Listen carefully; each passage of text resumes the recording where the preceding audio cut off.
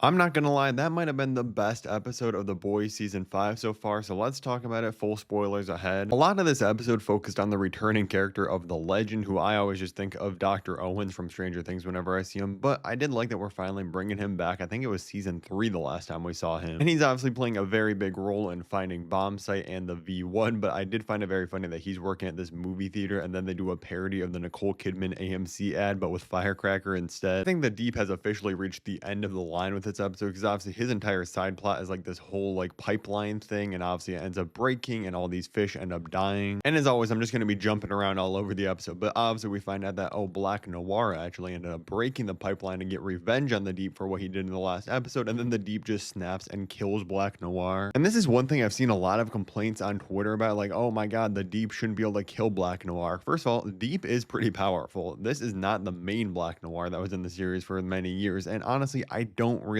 care. Narratively, it makes sense that he kills Black Noir here. I think it was a good scene. Black Noir was a character this season that I feel like needed to go, and now obviously that he's out of the way and the Deep did this, I think he's the next one. Sister Sage is really struggling with that title of being the smartest person in the world, because all of her plans are just kind of terrible. Like, now she's like working with Ashley, trying to read Soldier Boy's mind. That ends up failing. Obviously, they don't know what Soldier Boy is really thinking and what he's gonna do. And I feel like next episode somehow she's gonna be like, oh no, everything went according to my plan. You guys are just behind or something. But honestly, she's another character that I think needs to go. Like, I think most of these soups are gonna die anyways, especially with how this episode ends and what Homelander gets with the V1. But we'll obviously get to that in a second. I do also kind of really love the scene of Homelander. He goes to the legend, obviously, and kind of lets him live. Not that Homelander's a good person, but it kind of shows that, like, oh, someone that was just accepting his fate and wasn't scared of Homelander. He's like, oh yeah, you can just live in this scenario.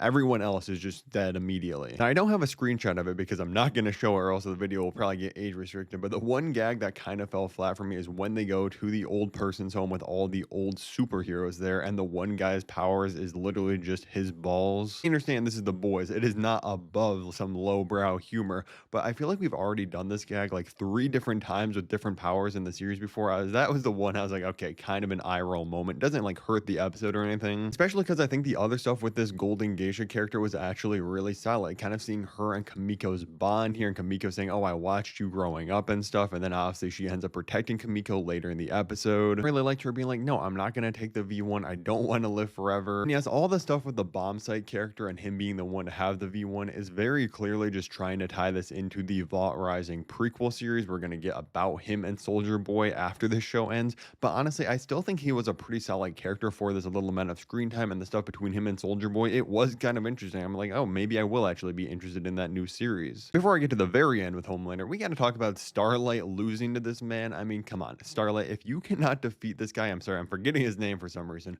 but she was on absolute fraud watch. I feel like they just gave that moment to give Huey like a savior moment, and I was not a fan of that, honestly. And the episode obviously ends with Soldier Boy. He depowers Bombsight, and you're like, okay, he has the V1 now. He's not going to give it to Homelander, but oh no, he actually like deceived them somehow. That's not his real thoughts. He actually is giving it to Homelander. I absolutely love this scene. It's setting up for an insane moment in the next 2 episodes. The one thing I didn't love is how they're kind of connecting over Stormfront here. I feel like they kind of just threw this in at the last second this season for Soldier Boy's character. I feel like if you were going to make Soldier Boy turn, you could have simply just made it be like, oh, he actually just does grow to like Homelander because he is his son and he wants him to be around forever just like him. That's kind of just a nitpick. It was an insane scene, and obviously the boys and Butcher being there to watch this happen, they know they're absolutely cooked now. Good episode overall. If you want to see all my other The Boys episode recaps from this season and other videos on the channel, click the playlist above my head right now, and thank you for watching.